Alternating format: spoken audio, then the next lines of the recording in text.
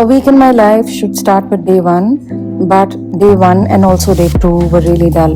On the third day, suddenly, a lot had to be done.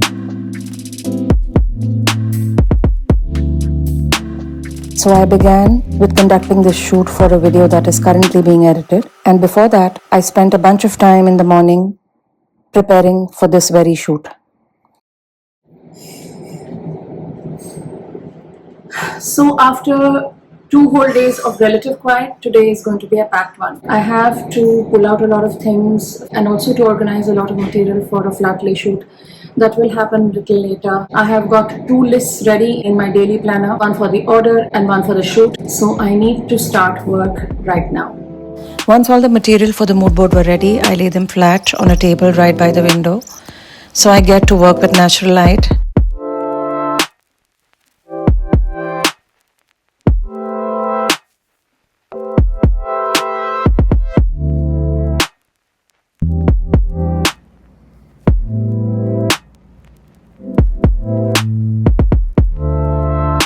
My poor husband, as he entered the house just as I was wrapping up, thought I'd set fire to the living room.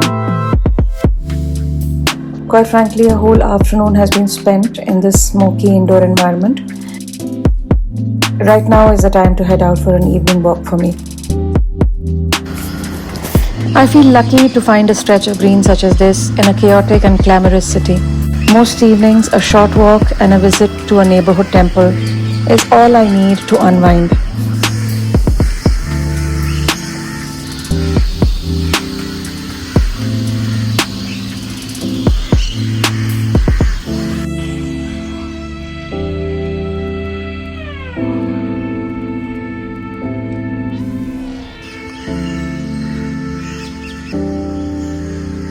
Today was luckily a middle of the road day, neither too sunny nor too rainy.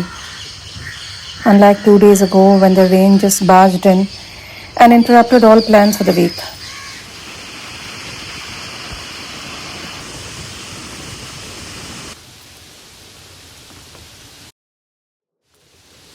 Good morning, it's a Monday and it's absolutely pouring outside. On my to-do list for the day was a visit to the Matunda flower market where I plan to go for some visual references and to start building a new video mood board. But that plan has been clearly rained out. So now I am pivoting a little, reworking the day, trying to see what I can do indoors. It looks like one of those days where nothing is going to go as planned.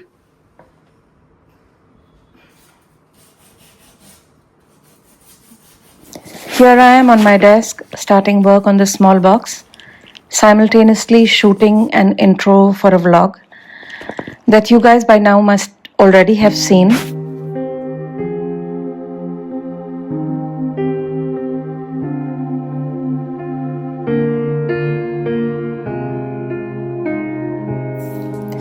Once the work on this box has started and the filming for the vlog is done, I need to head out to the mall and run some errands.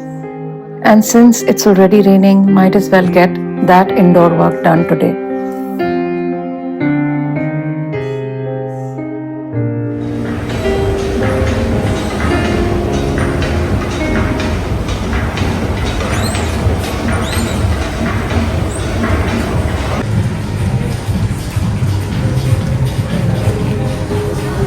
I have come to the Palladium Mall in Burley.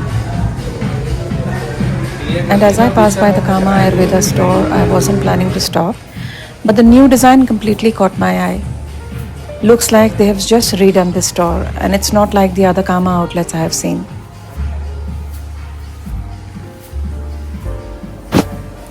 This one with its bold graphic red and white scheme, oversized botanical murals which include really elegant banana trees, palms, bird of paradise, exude a tropical, traditional yet very contemporary vibe.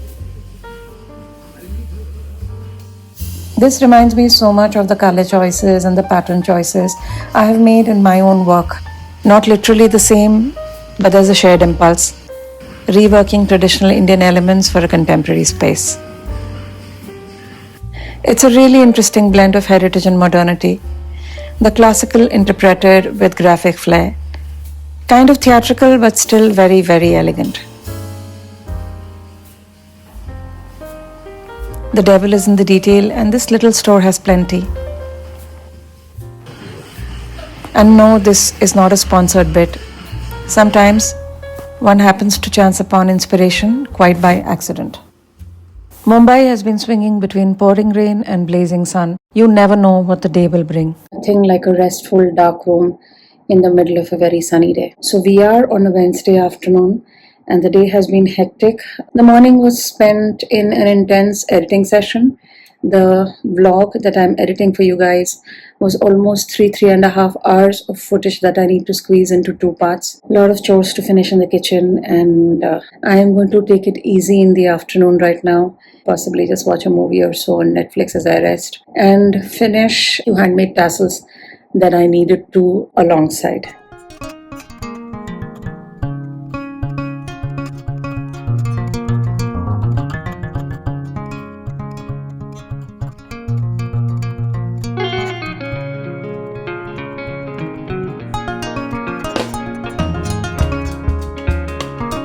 So these are done just in time for me to pack them and ship them out.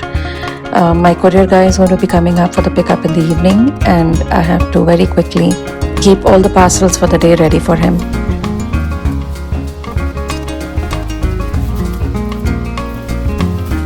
So here I am preparing a box for the cushions, some framed fine art prints on canvas, like the type you have seen on this vlog already. Of course, the fish and bird tassels that were made in the afternoon.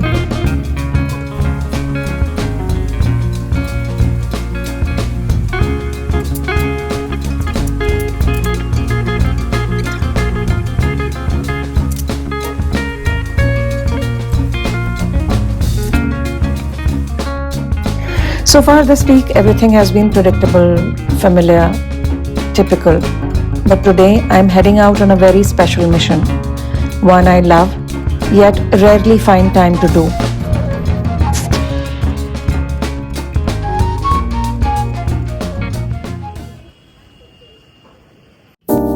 I am at Mumbai's Grand Old Museum, the Chhatrapati Shivaji Maharaj Vastu Sangrahalaya, tucked in the heart of fort.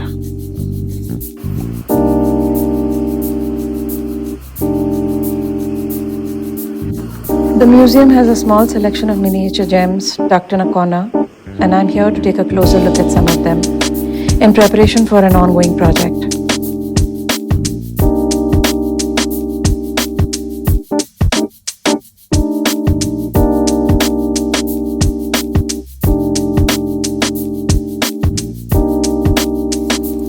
And while I'm here, I can't resist a quick stroll through their collection of South Indian Tanjore paintings.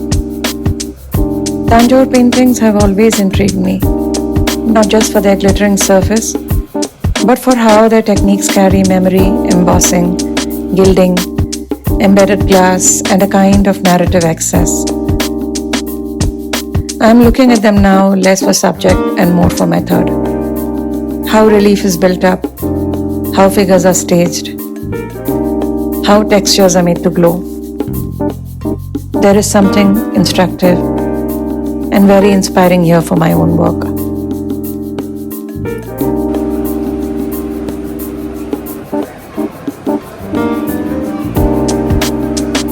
Taking a moment to observe the quiet elegance of these 1920s buildings. The carved pillars, the marble floors, thick wood railings, all are part of the original structure.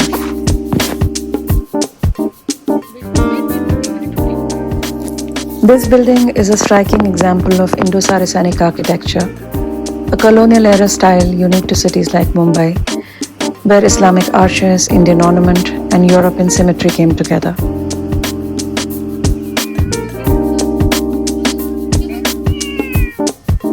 So, I'm heading home now. Marine Drive as the sun sets behind the monsoon clouds truly never gets old.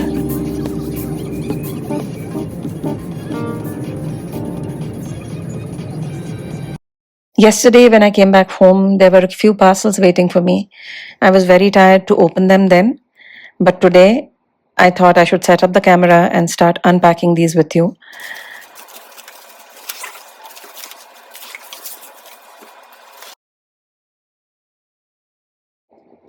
Out come this beautiful vintage clock, a Kerala style Netur peti, a jewelry box of sorts with beautiful brass work on top of a triangular rosewood box, and this old lacquer pot.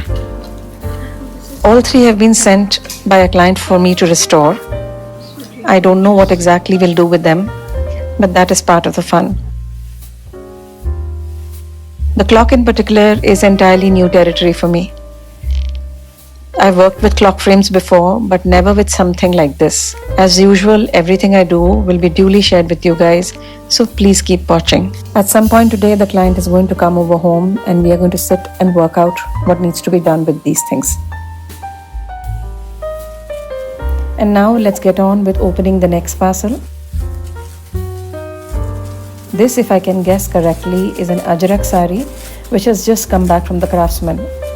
I've made a similar sari before and this has been reordered by another client now. From the photos I saw, it was meant to be a deep purple bandhni sari with a Ajrak border and pallu. And now here it is. I finally get to see the colors exactly.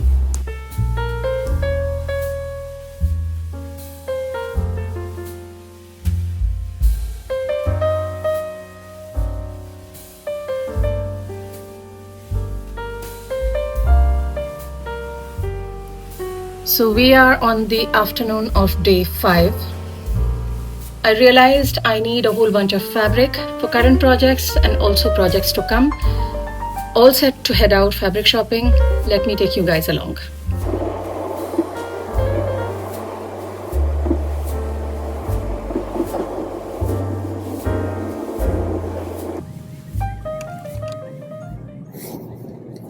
There are a few hubs for textile shopping here in South Bombay. I'm visiting just 2 of them today. I have a good mind of taking you along into the larger wholesale market, but that has to happen over another video.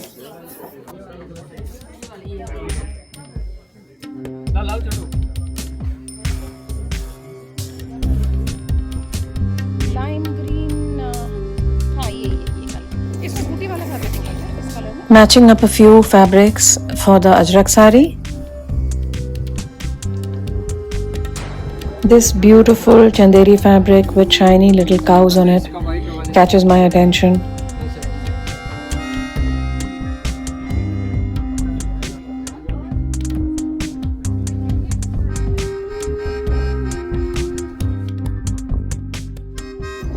All selections are made and the fabric is now getting cut. I can't wait to take these back and share a haul with you guys.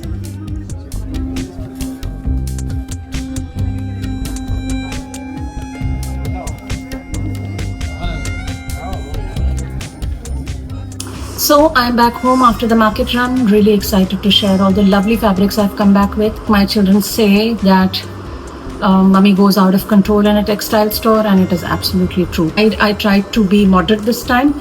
Let's see how far I have succeeded. So let me just share exactly what has come along home with me. First up, we have this green colored soft chanderi fabric which I need for an ongoing project. This one too is a similar chanderi fabric but with an all over zari buta.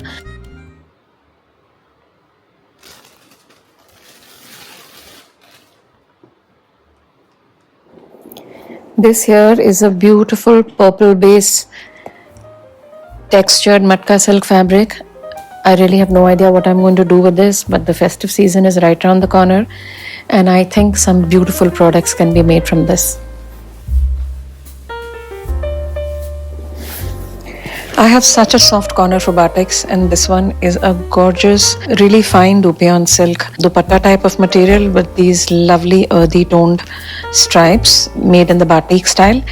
And this was very interesting. I picked up this material in a second shop because in the previous shop I had managed to find a very similar looking textured, also matka silk fabric, which was made using the block print technique.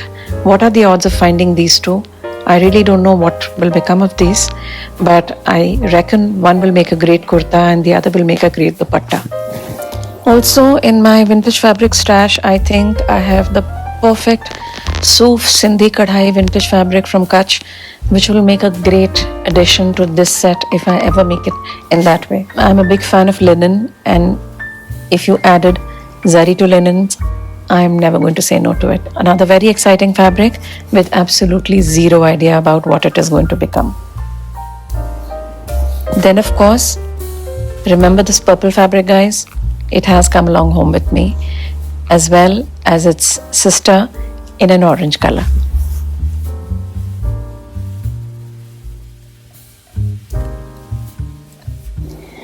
Then I picked up a couple of random fabrics to work as patches for the sari which is going to be made. Right after I finished filming this haul, I'm supposed to go and drop all of these materials off to the tailor so he starts work on them. A lot of other things happened which I wasn't able to film this week. Among them were many fabric pieces which were sketched and patched, and now I'm heading to the tailor to hand him over these things. As and when the products are ready, you will get to see them and the making in other videos. In the meanwhile, this is it for me from a busy, hectic but fun week. I hope you enjoyed it. If you did, do like, share and subscribe. I'm going to be back next week with another brand new vlog. So do not forget to check in on me next Friday.